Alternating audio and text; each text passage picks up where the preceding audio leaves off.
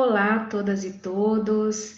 É um gosto enorme estar compartilhando com vocês sobre temas tão relevantes, com ênfase em como assegurar uma educação humanizadora. Quisiera agradecer por la invitación que me hicieron Jacqueline y Stefano de Copeu y decir que es un gusto enorme, de verdad, estar compartiendo con ustedes, aunque a la distancia. Espero que aún así podamos sentirnos cercanos y que el intercambio sea muy provechoso. Bueno, para quienes no me conocen, yo soy Fabiola Muñoz, soy actualmente la coordinadora de comunicación y movilización de la campaña latinoamericana por el derecho a la educación, la CLADE. Y la CLADE es una red plural de organizaciones de la sociedad civil que tiene como misión la lucha por una educación pública, gratuita, laica, transformadora y a lo largo de toda la vida para todas y todos, sin discriminaciones y como una responsabilidad de los estados. Así que con esta misión venimos desarrollando acciones de comunicación, de articulación institucional, de incidencia ante las instancias políticas, de justiciabilidad y también de movilización social para defender este derecho.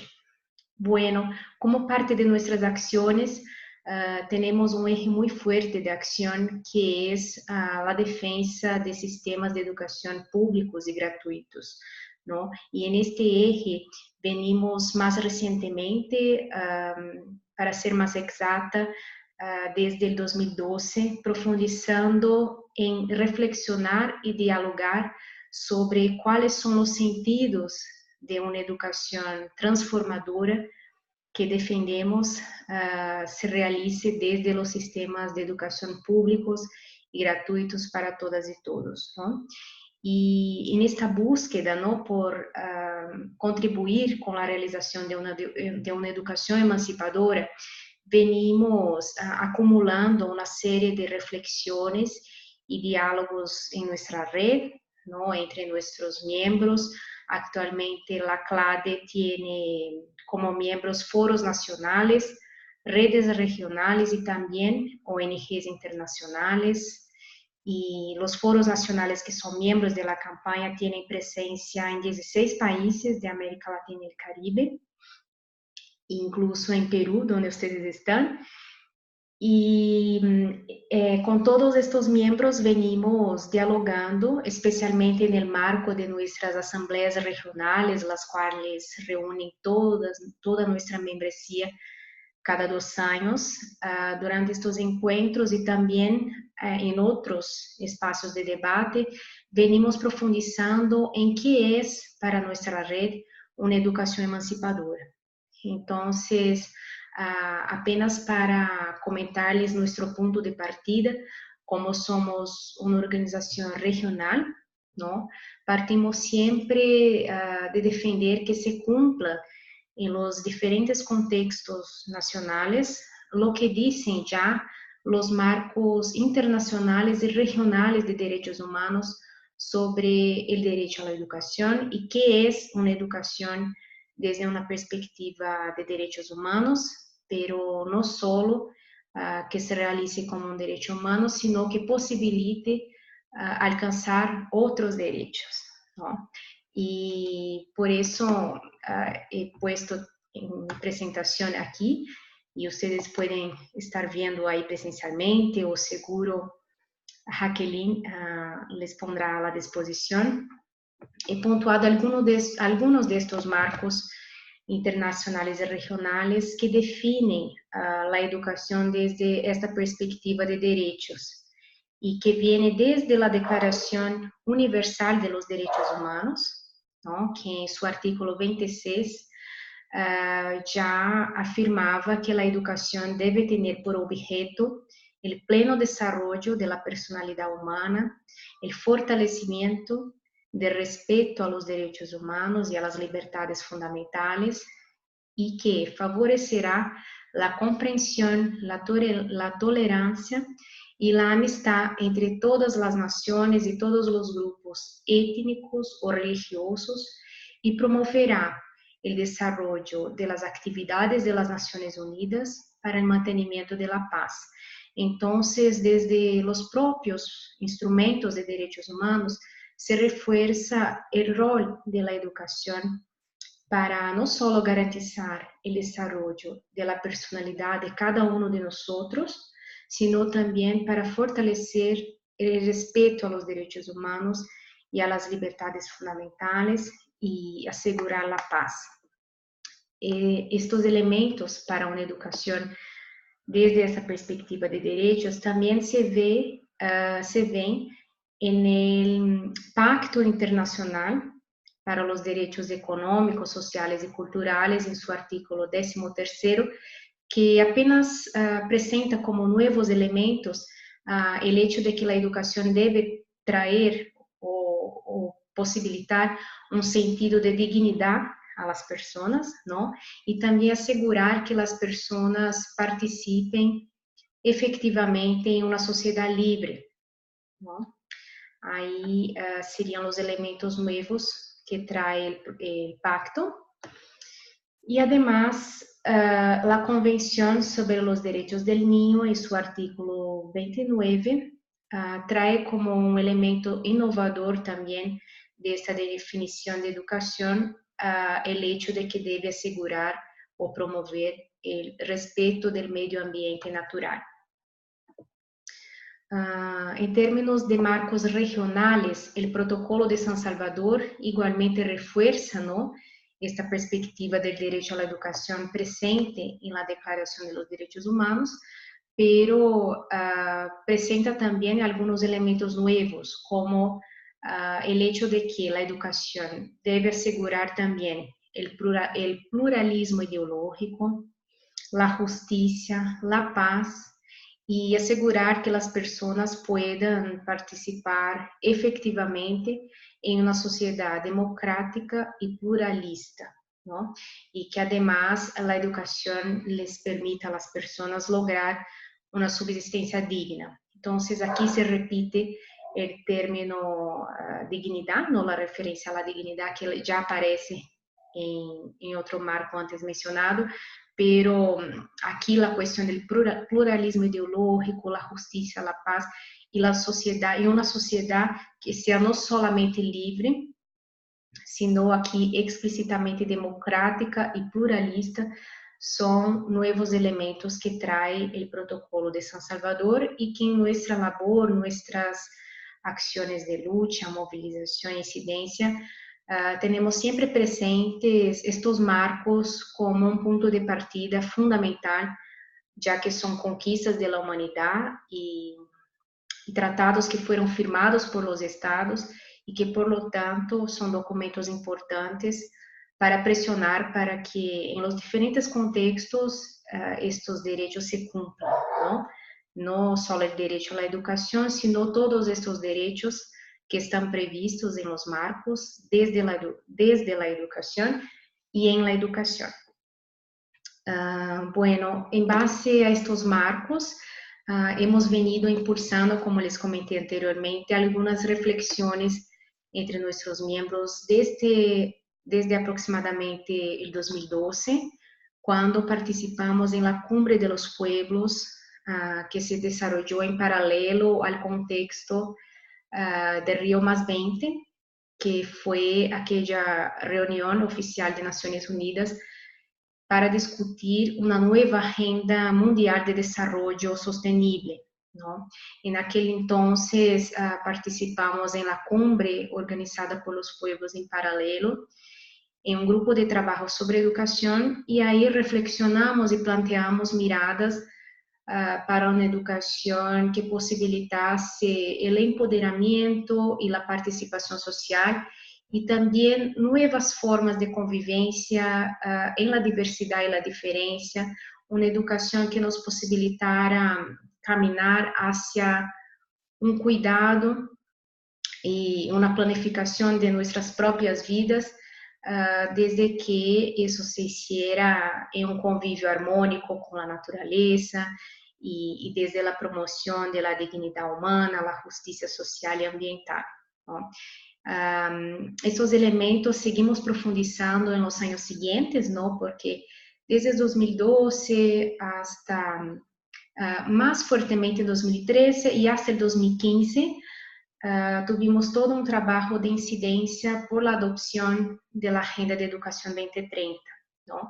E neste cenário havia uma disputa muito forte entre actores que defendiam que a Agenda de Educação estableciera no o direito à educação, sino o aprendizagem como algo instrumental e desde uma mirada reducionista que favoreciera mais a empleabilidade, a algumas habilidades que requiere o mercado e não uma perspectiva mais ampla de educação, não? Para contrarrestar esta perspectiva, desde CLADE teníamos outra proposta, que era a Agenda de Educação 2030 e todos os ODS, ¿no? a nova Agenda de Desarrollo que se adotou em 2015, os Objetivos de Desarrollo Sostenible, ODS, que eles foram anclados em uma perspectiva de direitos humanos e que a educação aí se assegurara como um direito humano fundamental e desde uma perspectiva de direitos. E, de hecho, logramos uma vitória, ¿no? Nesse processo de incidência, se adotou uma agenda que establece a educação como direito, a educação inclusiva, equitativa e de qualidade para todas e todos a lo largo da vida, não? Então, a partir destas conquistas, começamos a darle seguimento a esses compromissos e pressionar para que se cumpra, não? Aí sim, em 2016 e 2018, não, tivemos duas assembleias regionais que reuniram todos os nossos membros durante estas assembleias consecutivas em Ciudad de México em 2016 e Bogotá 2018. Pudimos reflexionar mais sobre os sentidos da educação para o desenvolvimento sostenible, para esta nova agenda, não?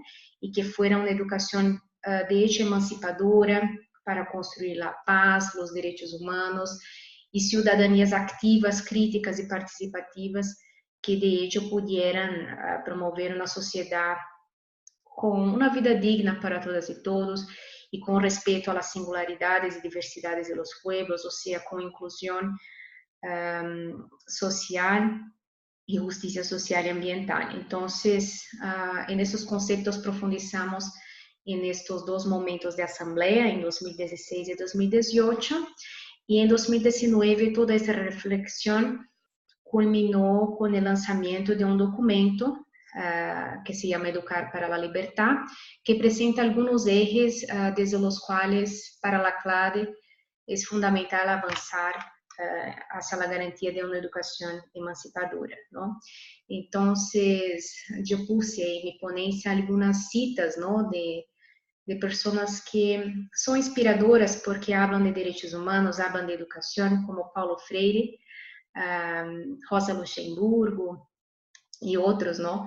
Para ilustrar um pouco o que entendemos por educação emancipadora e, especialmente, vemos que esta deve ser uma educação que permita assumir-nos como sujeitos sociais, não? Ou seja, que tenhamos consciência do lugar que ocupamos no mundo, em nossas sociedades, e que a partir deste grado de consciência sobre nossa história, nosso contexto, nossa cultura, podamos liberar-nos de qualquer opressão e de assimetrias que nos afetem, não? Alcançando nossa emancipação, nossa liberdade, nossa felicidade, pero que mais allá, esta emancipação nos possibilite alcançar um grado de consciência a ponto de lutar e também actuar para que não só individualmente eu tenha uma vida digna e uma identidade em que eu me sienta emancipado, sino que todas as pessoas alrededor também sejam objeto de minha preocupação, de que toda a sociedade seja objeto de minha preocupação e que meu accionar no mundo seja também pensando em construir uma melhor sociedade, um melhor coletivo, não? E um mundo mais justo para todas e todos. Também, además de este reconhecimento como sujeto, a educação emancipadora em nossa mirada deve permitir o reconhecimento da alteridade, ou seja, o reconhecimento e o respeito por la diferença do outro, lo que implica a inclusão, ¿no? En los sistemas educativos, pero más allá, ¿no? Implica que podamos respeitar e, inclusive, valorar as cosmovisões, as metodologias, as maneiras de ver o mundo diferentes de la nuestra, ¿no? Aqui há uma cita de Peter Moss, que também é puesto que ilustra muito bem, ¿no? Essa questão de la alteridad. E puse também uma cita de Hannah Arendt, que habla sobre a importância de que também uma educação emancipadora, más allá de los elementos já comentados, ¿no? Que não se olvide asegurar a transmissão e a conservação, claro, de aqueles conhecimentos acumulados por la sociedade em las diferentes disciplinas humanas, tecnológicas, biológicas, exatas, ¿no? E que isso é fundamental para que haja uma renovação também desses conhecimentos, ¿no? Que para criar lo nuevo se conozca todo o conhecimento acumulado por la humanidade em distintos campos de conhecimento. Bueno, como disse Paulo Freire, nadie libera a nadie, ni nadie se libera solo. Las personas se liberan en comunión. Entonces, en este punto, apenas quisiera comentarles que nuestra perspectiva de una educación que emancipa, que libera, no es de ver la libertad desde esta perspectiva que nos presenta el neoliberalismo, ¿no? Que es una perspectiva muy individualista, de que eu seja livre para conquistar meus êxitos solo ou para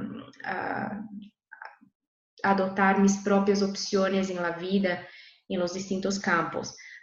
Nossa perspectiva de liberação é hacia lo coletivo, não é isto que comentava antes, de alcançar um grado de consciência crítica ante o mundo que nos emancipa de nossas próprias opressões, lo que nos oprime, e nos permite construir-nos como cidadãs e cidadãos que actuam por el bem comum, não por lo coletivo, por el bem viver de todas e todos.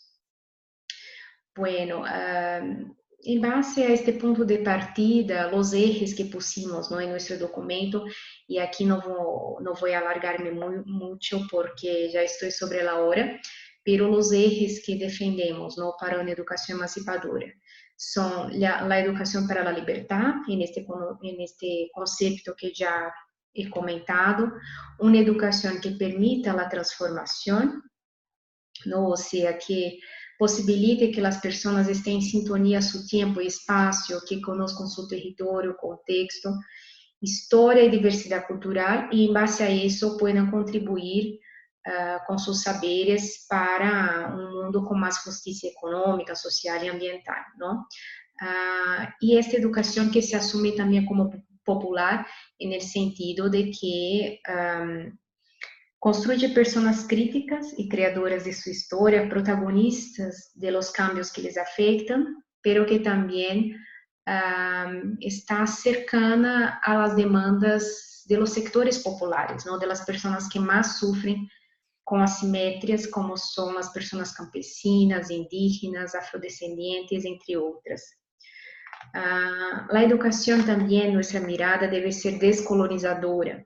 Não é um conceito que pode parecer pesado e ha sido muito trabalhado por el sociólogo Boaventura de Souza Santos, e pero que en verdad lo que guarda es esta idea de que los sistemas educativos deben problematizar la cuestión de que en América Latina y el Caribe, por la dominación colonial europea que vivenciamos, ¿no? Históricamente, tuvimos impuestos a nosotras y nosotros algunos saberes, maneras de hacer y ser, formas de pensar, así como valoraciones e instituciones que es importante cuestionar, ¿no? Y que es importante reconocernos con una cultura distinta a las miradas de base eurocéntrica y occidental, y tomar en cuenta nuestra diversidad, ¿no? La diversidad de nuestra región y la diversidad de nuestros pueblos con sus diferentes saberes, culturas, lenguas, cosmovisiones. Todo eso defendemos que el sistema educativo debe mirar, debe valorar y debe incluir, ¿no? La educación también debe ser democrática en el sentido de que las decisiones en los espacios educativos tengan la participación de docentes y estudiantes, pero también de todos los actores de la comunidad educativa como interlocutoras e interlocutores legítimos, ¿no? Igualmente legítimos y fundamentales en el debate sobre educación y en el debate democrático, ¿no? Que se espera haya en los centros educativos de manera más general y que incluso los conflictos en estos espacios educativos se resuelvan desde la acción, la reflexión colectiva, la participación de todas y todos. También en el sentido de liberarnos, ¿no? De las opresiones que vivimos cotidianamente desde la educación, nos parece fundamental abordar la igualdad de género, ¿no? Como forma de reflexionar sobre los roles, estereotipos de género y replantear estos conceptos hacia relaciones más igualitarias, ¿no? Entre los géneros y por sociedades más incluyentes, igualitarias, pacíficas, ¿no? Donde no haya tanta discriminación y violencia de género, de las cuales son víctimas especialmente las niñas, mujeres y personas LGBTI en los centros educativos. También defendemos que la educación debe dialogar fundamentalmente con la comunicación y las tecnologías, especialmente en los días de hoy, ¿no? Donde los medios de comunicación están todo el tiempo educándonos y son instancias educadoras de hecho, y es un rol de la educación en nuestra mirada y una tarea nuestra a cotidiano, ¿no? De la ciudadanía cotidianamente, pensar de manera crítica la comunicación y lo que se difunde a través de los medios, las redes sociales. Especialmente en los últimos tiempos, hemos visto fake news, discursos de odio, una polarización política muy fuerte y un crecimiento de miradas fascistas incluso, ¿no? A través de las redes sociales, y lo que ha puesto en jaque nuestra noción de verdad incluso, ¿no? Y, y nos parece que es fundamental tener una mirada crítica, no creer en todo lo que se difunde, y que es un rol de la educación también problematizar eso, ¿no? Especialmente por sus impactos políticos y sociales inegables, ¿no? Y nos parece que también si se pone temas críticos o posiciones críticas a lo que sale en los medios, desde la educación y otros medios de comunicación, se abre un espacio para profundizar el debate democrático, para una pluralidad más grande de ideas, para una participación de las personas, ¿no? Outro eje que destacamos em nosso documento e que venimos señalando é a questão da afetividade e o cuidado na educação. Não nos parece que é fundamental que a educação valore as maneiras de ser, sentir e pensar das pessoas, que as pessoas puedan desde o autoconhecimento também desarrollar sus potenciales, no solo sus potencialidades, no solo intelectuales, pero especialmente afectivas, porque, como disse Paulo Freire, a educação se dá em comunhão, não? E o ato de educar é um acto de amor, porque depende de uma relação de confiança e afeto entre o educando e o educador, não? E desde essa perspectiva, o aprendizagem também se dá desde o ser, saber, sentir el aprender y crear sentimientos, emociones y acciones de manera colectiva, ¿no? También dialoga con la cuestión de la afectividad, la propia relación entre la educación, el arte y la cultura, ¿no? Porque creemos fundamental reconocer que los centros culturales también son centros educativos, o sea, los sistemas de educación deben ser reconocidos como centros culturales en donde múltiples manifestaciones se expresan y se producen, ¿no? Además, el arte, la cultura, dialogan con esta perspectiva de que el aprendizaje se da también desde la alegría, la expresión, el juego, lo lúdico y la sensibilidad. Entonces, nos parece fundamental abordar el arte y la cultura desde la educación, incluso porque el arte tiene este poder de hacernos cuestionar, desnaturalizar algunas estructuras sociales y los poderes establecidos, ¿no? De una manera lúdica. Y nos permite también crear nuevos imaginarios y nutrir utopías libertarias, ¿no? Bueno, por fin, la cuestión de los cuerpos y territorios en su relación con la educación. Este tópico, este eje, se ha incluído durante la elaboración de este documento el año pasado, ¿no? No era algo tan presente en nuestras discusiones previas, en nuestras asambleas de 2016 y 2018, como he comentado antes. Es algo que aprendimos de verdad com educadoras, educadores populares y otros teóricos de la región que también fuimos a buscar, además de nuestras reflexiones internas, ¿no? Y aprendemos, por ejemplo, de Luna Contreras, que es una educadora peruana y que actúa en Colombia con proyectos de educación popular, que nuestros cuerpos son una pieza fundamental en la educación, porque son nuestro primer territorio y es nuestro primer espacio de presencia política, ¿no? De presencia social.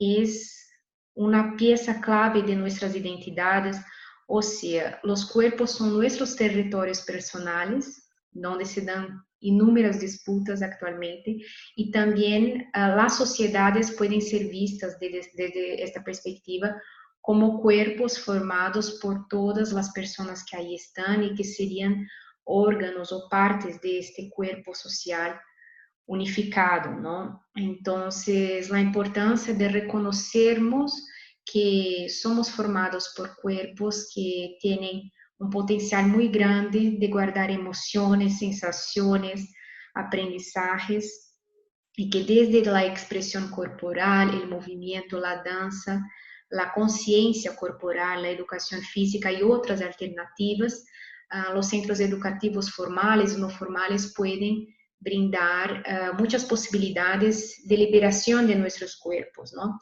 Y nuestros cuerpos, sabemos, son un terreno en disputa porque constantemente los sistemas de educación convencionales tratan de normatizar o disciplinar nuestros cuerpos, ¿no?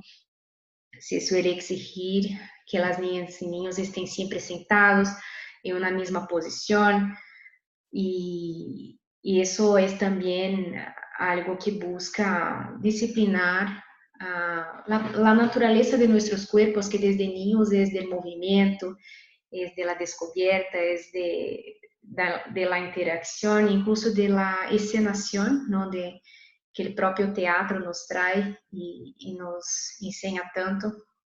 Entonces, nos parece que es un espacio de disputa muy importante de trabajar desde la educación, especialmente en tiempos actuales, donde movimientos conservadores, especialmente aquellos muy relacionados con grupos confesionales fanáticos, vienen defendiendo que no se hable sobre los cuerpos, la conciencia corporal, la constitución de nuestros cuerpos, la sexualidad, la identidad de género, pero también los sexos, ¿no?